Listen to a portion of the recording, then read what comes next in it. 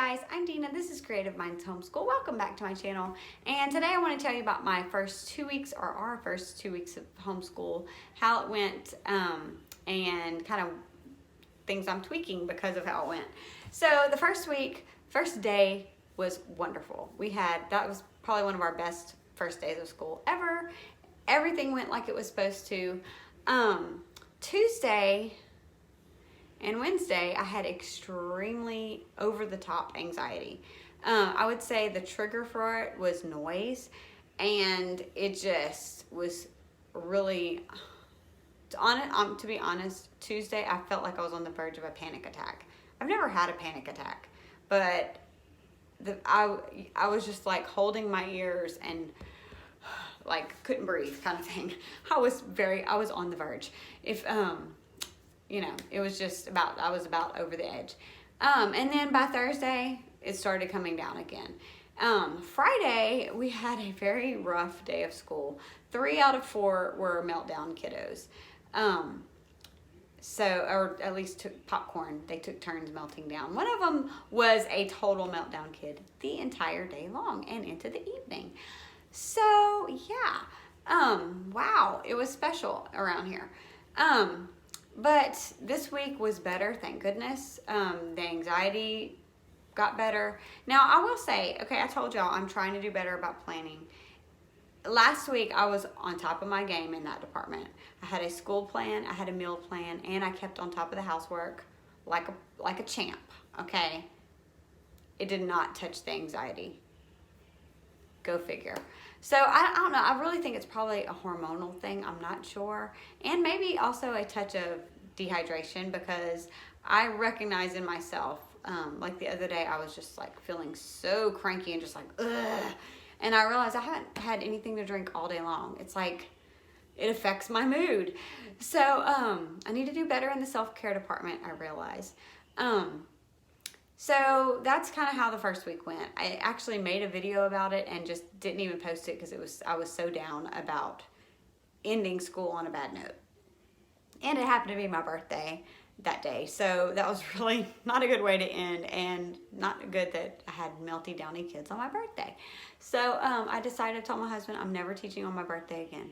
I don't care where it falls, when we're doing school, I'm not doing it. Everyone else gets their birthday off of school. I have just made an executive decision. That's not going to happen again. So we have nipped that problem in the bud. This week, kid behavior was a lot better.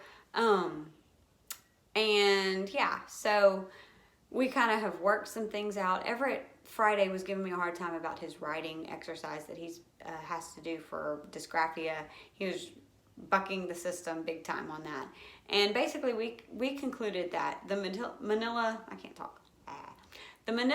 paper that he does his writing aid exercise, he uses that same paper all week long. Said on Friday, you can shred the paper, or Thursday, whenever our weekend, when we're done for the week, you can shred that paper. And he's like, I like that idea. So that kind of helped him stay motivated to do it the right way with the right attitude. You know, because to me, I'm like, you're not going to benefit if you're doing it too fast, if you're not doing it the right way, or if you're just having a bad attitude the whole time. It's not going to help you. What's the point of doing it if you're obstinate to it and you're not going to receive what it's trying to teach your brain? Got to clear that mental whatever. So that was that week. This week, I added something that we're doing called Class Dojo. It's an app. It's free on Apple, at least. And basically I have started giving them, it's a point system on there. So, basically you can rate the skills that they're working on, whatever. So this is how I'm kind of trying to manage behavior, because a lot of times the behavior that I'm having is not, it used to be when they were doing independent work. It's not that anymore. The girls love their math they're doing. Everett has been much better as far as pacing in math this year so far. Wonderful.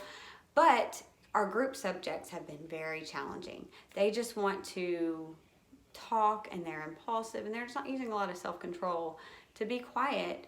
You know, when you're in a group of 4 people doing a class. It's not like you need to raise your hand, but you almost do sometimes, because otherwise you have people talking on top of each other, or you just have, it's not the right time for you to make that comment about something that has nothing to do with what we're talking about. Let's keep our focus on this. So, when you have kids just randomly saying stuff, no. I don't think there's anything wrong with, even though, yes, it's homeschool, we don't have to be like a regular school, but there's nothing wrong with learning that when you're in this time, this is not a free talk time. This is a talk about what pertains to this when it's appropriate. So we are working out that skill.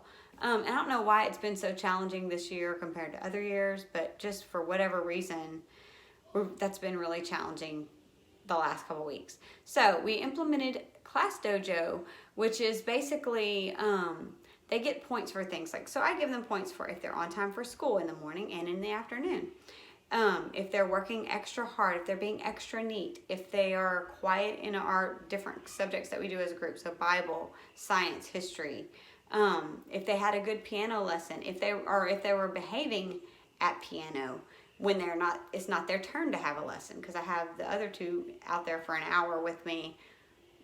They each get 30 minutes and we rotate that. So it's a long time for kids to try to be quiet and maintain their behavior in a foreign space when they're trying, it's challenging. So I put that. So if you're behaving, you get some dojo points or whatever.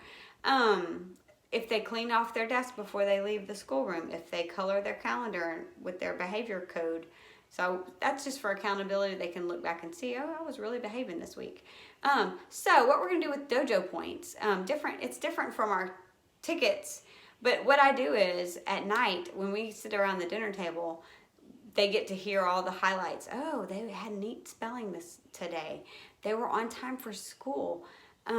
They left their desk clean, just different. And you can also put things they need to work on. So like, for example, throwing fits, not talk, you were talking, or you were too silly when it was not a time to be silly.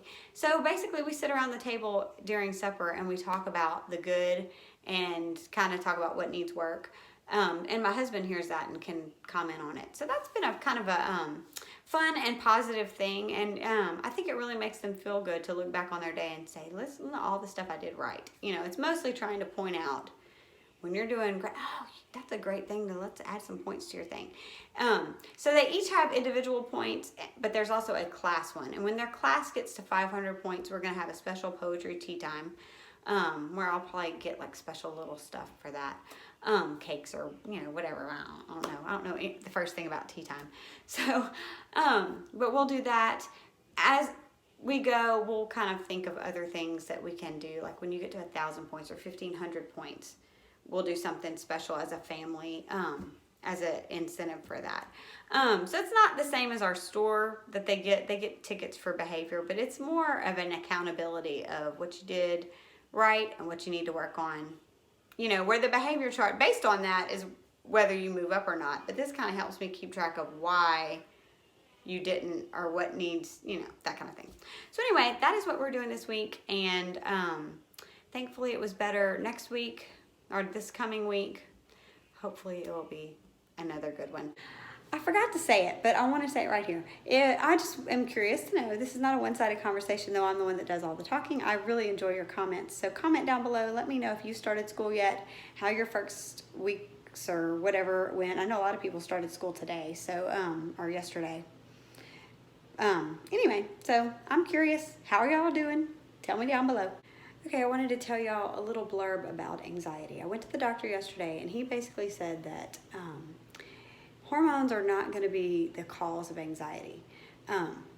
He said if you're not eating right, you're not exercising, you're not taking vitamins and getting the right nutrition that way, that the hormonal changes that are always there combined with poor self-care plus being just kind of overwhelmed with life and just having too much on your plate the way Americans in our culture do, that when those hormonal fluctuations come, if you're already not in a good place, that is what tips you over the edge.